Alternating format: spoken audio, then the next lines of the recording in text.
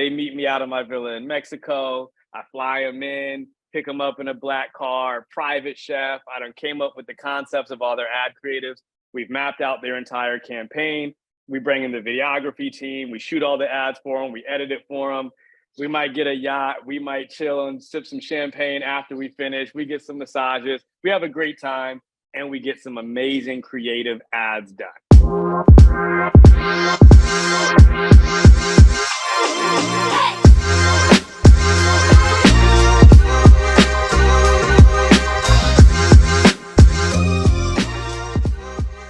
Yo, guys, what is up? This is your boy John from The Smartest Podcast, of course, and I've got another smart guy on the other side that you probably need to know. His name is Tava, and I'm going to let Tava introduce himself. So go ahead and tell him who you are and why we should listen to you.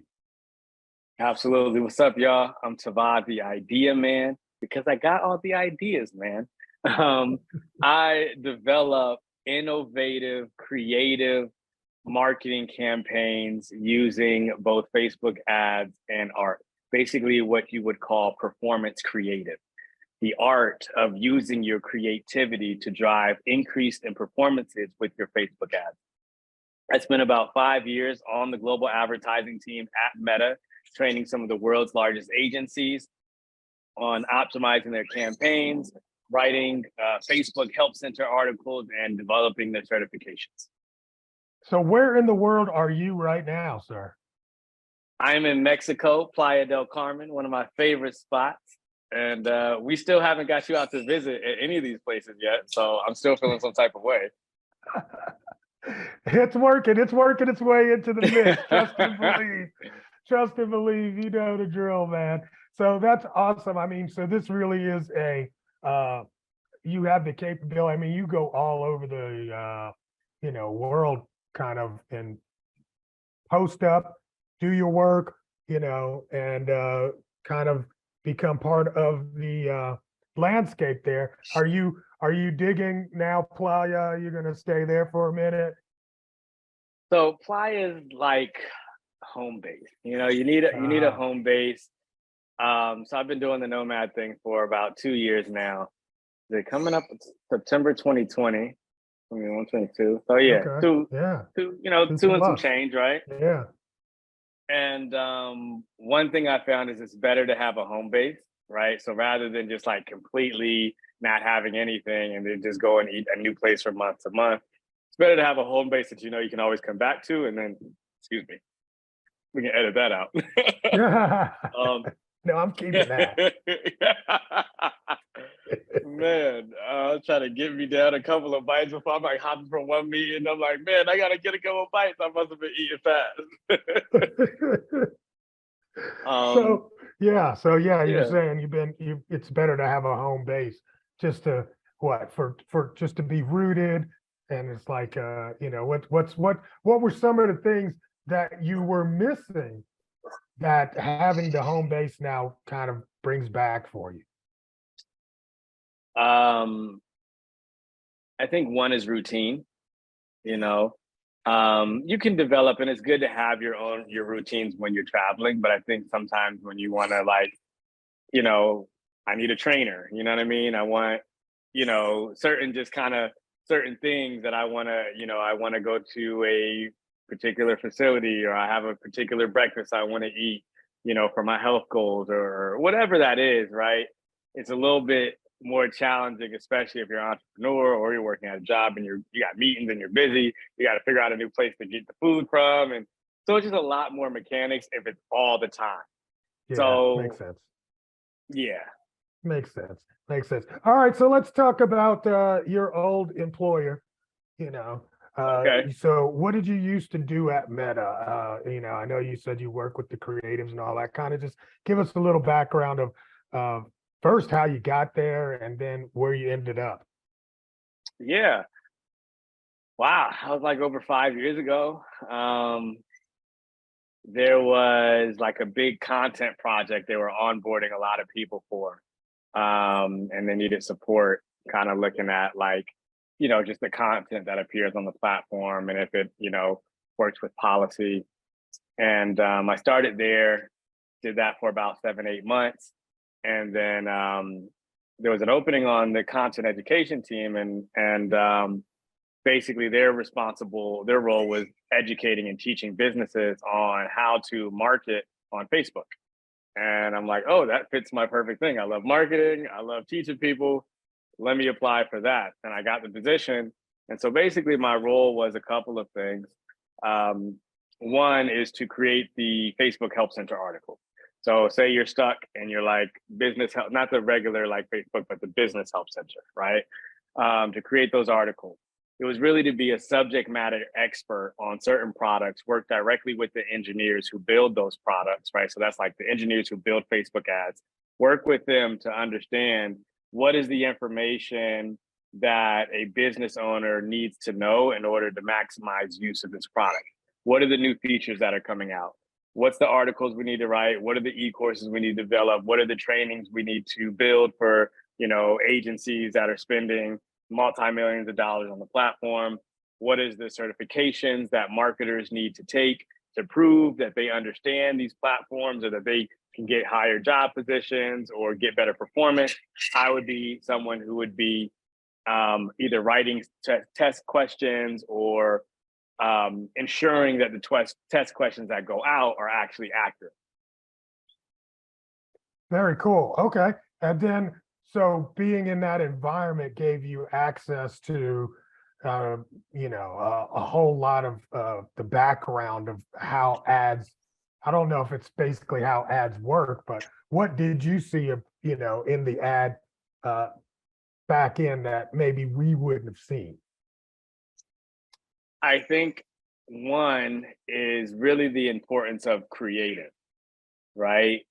Most of the time, the large agencies understand this. And when you look into their, even if y'all can look at, the Facebook ads library.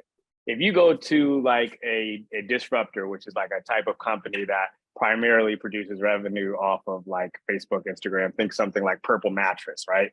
You saw their ads blow up on social, right? And if you look at what their ad accounts look like, you'll see there's hundreds of different visuals and creatives, right? And then when we're looking at small businesses or even, medium-sized e-com businesses that might be producing, 5 to 10 million, they're not optimizing on creative. They think that they're still supposed to be optimizing on things like audience, right? After iOS 14, they're like, why can't we get the results? It's because they're not focusing on the right levers to pull anymore. Where before, right, you got to think about like AI in general and how it's introduced into this. More and more media buyers are going to be less and less of the equation, right? Facebook is aiming towards automation, meaning that soon, at some point, all of the tools, you won't need some person to optimize it and do all that for you, right? They went from 11 objectives down to 6 objectives. That's going to continue, right? So eventually media buyers, the people who run your ads, do all the technical stuff, know all the complicated hookups and setups, eventually that person's going to be obsolete based on AI, right? And the only thing that you're going to be able to then compete on is how dope is your content, because Facebook and all the other tools and all the AIs are going to do such a good job at making sure the people who need to see your content will see it. So the only thing you're going to really have to compete on is your messaging, your visual, your creative, how engaging your content is, right? And that's where people aren't competing. That's where they don't understand. They don't understand that instead of making, an account and, A, B, C, D, E, F, G testing your audience, do that for your creative, right? Broaden your audiences, right? So really that's where the market is going, and people have to learn that creativity now in the next frontier is going to be the lever in marketing that determines success. Interesting. So you're saying basically like, all the, and I don't want to, because, this AI thing is taking off in, well, but the deal is, it's taking off in the general public lexicon, right? So where now they have this, people that are not technically savvy are actually getting access to a chat environment, right? Which that's really, it's a chat environment that's on the front end of AI on the back end, right? And so we Right. have these, you know, conversations now, and we say, well, hey, like you said, you know, AI is going to replace this, that, and the third. But in reality, AI has already replaced much of that, right? Because to get where we are today with a Facebook ad, just in general, a lot of that was AI anyway, but it was the interface was not as easy as it's getting ready to be with the chat interface on the front. You know what I'm saying? Mm-hmm. So it's like we used to have these ad guys that understood how to put enough prompts, right? Because that's what those things were kind of. Here's my creative, here's the prompt, put it to these audiences. Let's see which one works, you know, that kind. So you're saying that now a lot of that is going to be obsolete because Facebook wants to make it as easy as possible. Meta wants to make it as easy as possible to advertise on their platform. Is that what I'm getting? Am I getting it right? And then Just a little bit. Give me more. absolutely. And then all the other platforms copy Meta. So if you look at TikTok's ads manager, if you look at most of their, right, they all copy Right. off each other. Right. Yeah. So basically it's that's already been in the play before all these people Right. start talking about AI. Right. That's you can already see that in the things that have come out, going from 11 objectives to 6 objectives. Right. Mhm. That's a huge difference in the way that Facebook has done their marketing or their ads platform for a very long time. Mhm. Right. And so that's going to continue as the algorithms get smarter, as the, you know, when you have all the privacy issues, right, of being able to say this or say that, when you can remove those and not have to have someone be able to target it, but the tool knows how to do it, right? Then how do you target? You target by the visuals of the people who you know are going to relate to that creative. And then the algorithm learns, oh, this group of community is really engaging with this creative versus this community. But this creative is working with this community more, right? And so that's going to be more and more important, both for agencies as a whole, right? Because when they're thinking they can just do media buying and they keep seeing those results decline like they have been, right? Because now we think about, just based on a Nielsen report of 500 campaigns across all media platforms, including social, but radio, TV, et cetera, your visual or your creative is worth 47% of why someone buys, right? When I talk to large agencies that are really know their stuff and that are really doing successful in the ad platform in terms of Meta, they're saying for them it accounts for even more percent, right? The second most important thing is reach, right, at 22%. So between 47 and 22, you got 69% just based on how dope your stuff is and how many people see it. And if you think about things like the Facebook audience relevancy score, which determines in a bid environment, right, you got to think all the platforms want to show the ad that's going to perform the best to the person that they think is going to perform best to, because it makes a good experience for everybody. Platform seems like they've done a good job. The client who's running the ads, they got a sale. The person who bought something is happy that they found something. So it's really trying to optimize for all three of these wins, right? Now, when it knows that, you know, and most people don't think about the technical aspects of Facebook ads on like a understanding in a deeper way in terms of why the system works, right? It's based on bids, right? Meaning that if you and me both put in an ad to show Tom, right? But my ad is doper and it's more creative and it's more visually appealing, right? And those aren't the things that make an ad successful. I don't want to say that, you know, just good design is what it takes. A lot of different, your messaging, who you're talking to, how you phrase it, what your offer is, all of those things matter, right? But what happens is at that bid environment, Facebook is going to give it to based on who it thinks that ad is going to be more relevant to. So if we're both trying to show ad to Tom and we're in completely different industries, right? I'm not competing against just other marketers, right? We're competing against everything that person's in a market for. They might have been a marketer, but also they might be a business owner, so they need marketing, but they also just had a baby. So there's an e-com business targeting diapers, right? Whoever thinks that person is going to respond to is going to be who sees the ad. right? Got it. So Yeah. the more engaging you make it and the more people engage, and Facebook thinks, oh, just like organic content, people like, comment, buy, share, etc. from this, you're going to get greater reach. So that 47%, right, partially determines that 22%. Okay. So your creative is even more important than 50% of your results alone. So do you think people have so what's the messaging to small business owners now?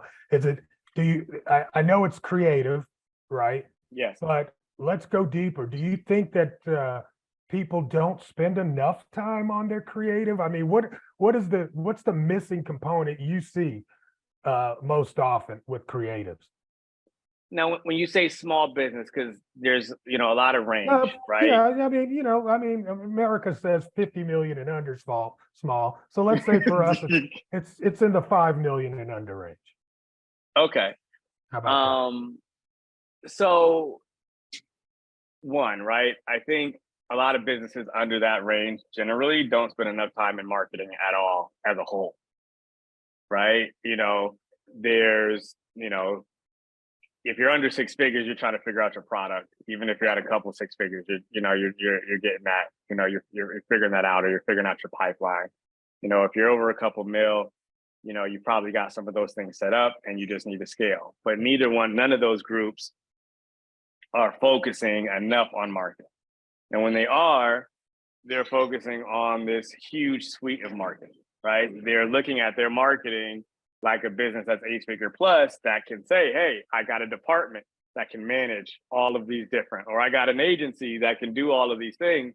And it's somebody that's just starting, talking about, I need to post on TikTok, Twitter, YouTube, Instagram. It's like, no, you don't, bro. You just need to figure out one platform, one lane, one vehicle that works for you. And if you know that, hey, that's going to be Facebook ads, right? Then that means you're saying that, hey, I'm investing in making commercials, right? Even if it's organic, even if it's done on your phone, even, you know what I mean? But you got to think. I ask people a lot. I ask this question to a lot of folks. I said, if you had the opportunity to run a TV commercial, would you run whatever you're running on social media right now? I was like, would you? Does anybody like, ever say yes? Barely. This is what they usually do. They'd be like, that's the face they make. Right. They're like, dang. And I'm like, why would you run it on social when social media has the same reach as TV?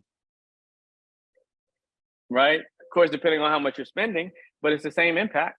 Right. So I think about everybody runs a flyer. And it's like, okay, but you got audio, visual, moving, all these different things that you could use as a part of this commercial, and you chose to make it stale. Right? So what you have to compete on is what type of content performs really well organically. How do I come up with content, right? Some can be the polished ads. Some can be more organic content of just kind of talking or making engaging content that's funny. But you got to think about when you're looking at your phone and you're scrolling and you're looking at an ad. I always like to tell people the thing that came right before your ad is that person's most favorite comedian telling a hilarious joke. And then they scrolled a little bit and then they saw your flyer. And you only are running one flyer to test. And then after that, they scroll a little bit more and they see me in the Bahamas on a jet ski or whatever, eating a coconut. And you're sandwiched between those two pieces of content.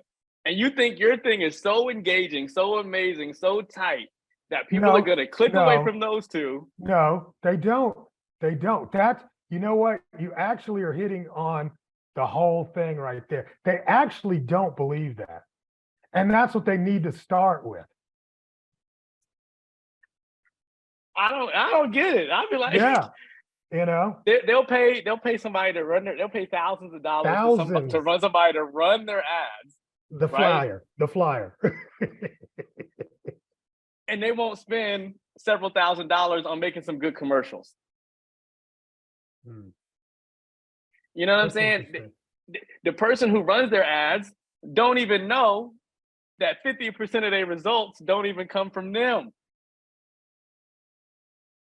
Oh, You ever okay. ask 'Cause- yeah. You're saying, I see what you're media saying. It's media media buyers typically buyers. don't know that half their results, right? And media buyers for y'all are people who run ads, right? Mhm. They're a technical person. They're a systems, technical, metrics, boxes, squares type of person, right? They set up a tool, a technology. Imagine putting the computer geek, not calling everybody, I'm a computer geek too, right? But imagine putting the computer geek in front of the stage to deliver an eloquent speech that moves people's hearts. He don't even know that you need to have that. He just like, look, I put the lights on, I made sure all the sound equipment was set up, the stage curtains open when they were supposed to, which is all a part of the show. But imagine Right, if you didn't have talent. right. So no That it matter don't how matter good if he does his job, you ain't got no uh, singer, bro. all right, Right? But gotcha. if you got a great singer and you don't have all the lights and the fanfare, who still wins? The person with the lights and the fanfare, I guess. That's what I'm guessing. I don't know. No, But the I think singer, no, if no, if you think say there's a show and you got all the lights but there's no singer or just the right. person is garbage. They just get Yep. on and they're like, right? Or someone else who doesn't have all these cool, lights, but they can Yeah. sing their butt off, Yeah. right? Who is the streets going to talk about? Probably yeah. Let's say that they're going to talk about the guy without all the you know, whistles and bells, but he's got the talent, you know. They're going to Okay. share, they're going to talk about the talent. The other Okay. one requires a heck more money to put in behind that artist. If you're thinking about like if you're an A&R and you have a great artist and a terrible artist, you got to spend so much more money to get that terrible artist popular than you would if they were great. Same thing Okay. with a bad ad. You got to spend a whole bunch more money to try to get the same results than if you just made something that was engaging. Got it.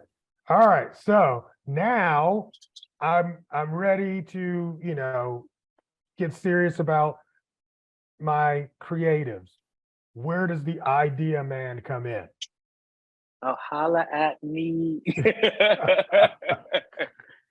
So Just what's hit the me. process like with you though? I mean, it's like how do customers work with you to really amplify their creatives?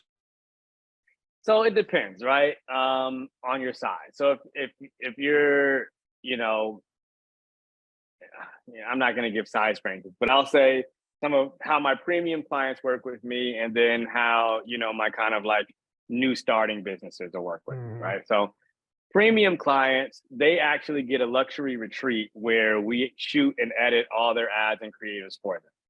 So basically, they meet me out of my villa in Mexico. I fly them in, pick them up in a black car, private chef. I done came up with the concepts of all their ad creatives. We've mapped out their entire campaign. We bring in the videography team. We shoot all the ads for them. We edit it for them. We might get a yacht. We might chill and sip some champagne after we finish. We get some massages. We have a great time, and we get some amazing creative ads done, right? I'm really focused on pushing the edge of creativity when it comes to your ads. So how do we mix in mixed art? How do we mix in poets, hip hop, art, dancing? How do we mix in all of these things in a performance manner? It's not just being about being a good videographer, being creative. It's understanding that 3 seconds, 7 seconds, and 11 seconds are your biggest drop off points on a video ad. And therefore, you need to put certain things at each of those times in order to keep people's attention watching longer. Okay, tell me what those things are. Shoot. Give me some hints. Hold on. I got my pen. You said 3, 7, Right. 11 are Yes. very important points, right? So Right. what do we need at point 3? What at 3 seconds, what do I need to do? That's your most important. So this is one thing I tell people: the most important aspect of your whole Facebook campaign Uh, is the first 3 seconds of your commercial, hmm, hmm. right? Because that's their deciding point if they are going to watch or not. Yeah. If they say no to that one question, Am I going to you watch? get Then you're done. it. If they don't watch a little bit, if they don't watch past the 3 seconds, they never click. If they never click, they never read your landing page. If they never read your landing page, they never become a lead. If they So don't my become a lead, they don't come to the webinar. 3 seconds is the hook. Boom. You got to Boom. hook them in 3 seconds. What's happening in that 7 seconds? Right. So hook means either visually stimulating, something like, whoa, a headline that's captivating, some kind of tip, some advice, some negative thing, that impact that might happen if they don't take X, something that's like, whoa, I need to at least check and see what the heck this person is talking about. And it should connect with who the audience is that you're talking to. Fabulous. Right? That's for your 3 seconds. 7 seconds, you need to kind of hook them in with some of the pain points.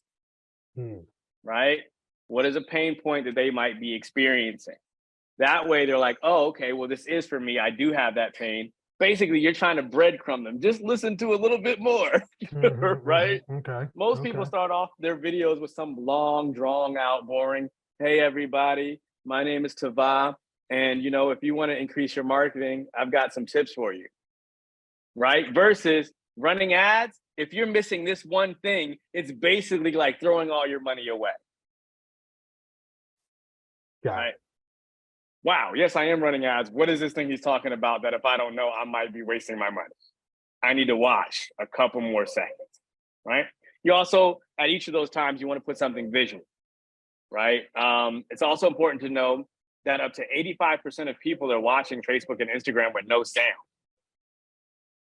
Right. So yes. So when I'm scrolling, there's probably no sound, and I have to take an action to turn the sound on. So it needs to be okay. Got it. Very good. Right. Because think about why people in church scrolling on Instagram in the back while the pastor saying hallelujah, right? Or they in a meeting when they're not supposed to be scrolling. You know what I mean? They somewhere where they on public trans, right? So the sound's off. Now imagine, right? This is why I say creative optimization is so huge. Imagine you create a whole ad campaign, purchase a media buyer to run your ads, set up all your funnels, do everything, and it's a video of you talking and there ain't no captions. So they miss all that. At any given time, up to 85% of people watching it with no sound. Where is your results going? Huge swaths of your results. And then if you don't even have a good hook on top of that. Okay, I like this. So how about number 11? 11. Yeah, let's take on that. I want to, because we got the hook, we got the pain and the connection, and now 11 seconds in, what do we need? So 11 seconds is typically a little variable, okay? Usually I try to do something visual or just kind of shocking or just engaging. In terms of what you're talking about or your copy, it also looks different for services versus e-com, right? So this is more longer kind of talking ones, but if you're e-com, then you can do, a 5-second ad that's just you using your product, right? But in a cool visual way or in a boomerang or something like that with just, a cool headline, right? And that works because if you look at one of the metrics on Facebook is like 15-second continuous like video views, right? And basically that just means how many people have basically through play, how many people have watched a full 15 seconds. It's optimizing because it understands that most people are going to watch up to 15 seconds and maybe not too much more. So a lot of people are running ads that are 2 and 3 minutes long, not understanding that the reason that Facebook has that metric is because that's what most people do. So I always recommend at least one asset in your campaign. And this is why it's so important to have multiple different creatives, right? And for different parts of the funnel is to have a 15-second asset in there, right? So that because at that 11 seconds where they're thinking about dropping off, if there's only a short amount of time left, they'll stay around. If it is going to be longer than that, then you just need to put some kind of engagement hook in there, whether it be visual or audio that's captivating to keep them watching. Oh, that's fantastic. All right. So now we got 4 specific numbers, and I'm really digging this whole thing. The 3-second hook. This is what I wrote down right now because I love it. Yeah. The 3 seconds, definitely got to hook them in. 7 seconds. Really start connecting with them through the pain point or what the challenges and really almost like letting them understand that you understand what it is that your product can help them with and help them solve. I like that. And then 11 seconds, I really dig this one. It's like something visually shocking or engaging. So it's, you know, and that's broad, but I get it because it's going to help hook them in to watching it all the way through the 15 seconds, which is actually considered a view on Facebook. And there's a reason for that because that's on average. Okay. Yep. Yep. I like it. We drop it. Hey, look. And that's the impact of performance creative, Yeah. right? That is your biggest lever for optimizing Facebook ads is your creatives. And that's the thing that people don't understand. They think it's one more button. They think because iOS 14, or they think because of, you know, the Europe policy changes that have blocked some of the targeting features that now you can't get results. And that's not the case. It's just what got you results before, because there was so much less competition. You could put trash creative out and have it perform really well because there wasn't much competition. Right? But 10 years ago, people like my mom weren't running Facebook ads. Right? They were big companies, you know what I'm saying? So you could, like, the gig is up though. Everybody knows it's the sauce now. Right? So that's how you got to think of it. You got to compete on that level. And you're not competing against other businesses, you're competing against other content creators and influencers. Everything. Like you said, hey, you're competing with the comedian, you're competing with people that are on the island, you know, getting their toes did, you know, I mean, all these crazy, all of that is competition. And your creative has to rise above all of that stuff. Man, so if we want to deal with the idea man, we need the idea man. Where do they go to find you and follow you, sir? Yeah, so on Instagram, it's Tavad the Idea Man. On TikTok, it's Tavad the Idea Man. YouTube is Inspired Media, NSPIRED Media. Website is inspiredmedia.com, NSPIRED media.com. And as I said, you know, my premium clients work with me and that level within a retreat, or we're going to shoot and make all their creatives for them. My small business clients either doing one of two things. They're doing a one-on-one creative strategy session with me where I'm going through and auditing their current entire marketing campaign. And I'm giving them recommendations and saying, hey, fix this, this, this, and this. These are the things you need to do. Here's a couple concepts for your ads. Here's some apps that you can use to go shoot them. Go ahead and do it, and then let me review it when you finish. Most people work with me like that. Or they take my 2-day Facebook ads intensive, where for 2 days, I basically train you on the same kind of level of training that we would give internally to some of the most advanced agencies in the world. I'm training small businesses on some of those same kind of tools, tips, tactics, and strategies that can really move them ahead, both on the media buying and how we set up things, and on how you make your own really dope, high converting performance creative. Awesome. And you know what? Hey, here's the last question, because I always ask this question to people at the end of the interview, but what question did I not ask you that I should have? Ooh, that's a good one. I don't think I was ready. What I have for breakfast this morning, that's not interesting enough. Where I'm going next, you know, that's always one people want to know. If we covered it all, we covered it all. That's good. I just want to make sure I didn't leave no crumbs on the table, man. Shoot. I would say you could ask me about where the future of marketing is going. Oh, fantastic. So where do you see the future of marketing going, Tavad? I think more and more it's going to lean more and more heavily into content, right? And what I mean by that is going to go beyond just, you know, you got to think marketing has always been traditionally some good content that you enjoy, pattern interrupt with an ad that hopefully you like or you want, and then back to the content, you know, your scheduled daily program, right? Whether it's TV, whether it's radio, Pandora, Spotify, Hulu, Netflix, whatever, and you're trying to get out of ads. right? As a consumer, you're like, dang it, I would pay if they would just stop targeting me with ads, right? Which is a lot of people's business model, right? As people start and begin to understand how important content is, and that is the biggest lever of your success, right? Eventually, it'll be like product placement to the max.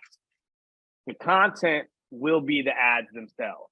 They won't be any different. They'll be synonymous. So the companies, the products, the things, the people who want to market will create the shows. They'll create the songs. They'll create, right? So you got to think about, before, the artist would create a song and then they would give all this free branding to whatever clothing line they would wear. In the future, when they work with me, the idea man, and the clothing line comes to me, I would kill the campaign by bringing in the artists who are going to make the song about the clothing line and make the song be an organic hit, not realizing that the whole thing is an ad. And that'll be true for music, for movies, for shows, for games. All of these mediums will actually become the ads. And that's the transformation I'm looking to bring into the world. Awesome. Well, there you got it, guys. I mean, the idea man's dropping some serious ideas on us about how to really think about creative and pull it all together for the future of advertising and marketing. Tavon, it was absolutely wonderful talking to you, man. Likewise, man. I had a great time. Thanks for having me. It was awesome, man. And definitely, guys, you need to follow up with Tavon. You've got his contact information, so go out, do it. But if nothing else, make your stuff a little bit better than the rest of these folks out here, man, because that is where you're going to actually end up winning in this marketing game. All right, guys, that's it for this episode. We out of here for now. Say peace, Tavon. Peace, y'all. Idea man out.